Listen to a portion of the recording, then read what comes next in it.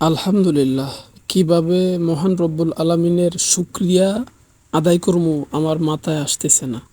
ছোট্ট একটা কাঁঠাল গাছ আপনারা দেখতেছেন, কাঁঠাল গাছটা ততটা বড় নয়, ছোট্ট।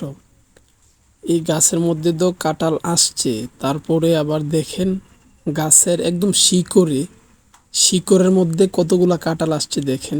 একদম মাটির মধ্যে কাঁঠালগুলো ধরে আছে, কাঁঠালগুলো নষ্ট হয় নাই, তারপরে পোকামাকড়েও ধরে নাই। দেখেন বন্ধুরা, আমি কি বলবো আপনাদেরকে, কিভাবে শুকরিয়া করবো আল্লাহ তাআলার। যাই হোক, সব কিছু আল্লাহর ইচ্ছা। সবাই আল্লাহ তাআলার শুকরিয়া বেশি বেশি করে করবেন। আল্লাহ চাইলে সব কিছুই সম্ভব। দেখেন শিকড়ের মধ্যে কাঁঠালগুলো ধরে আছে। আলহামদুলিল্লাহ।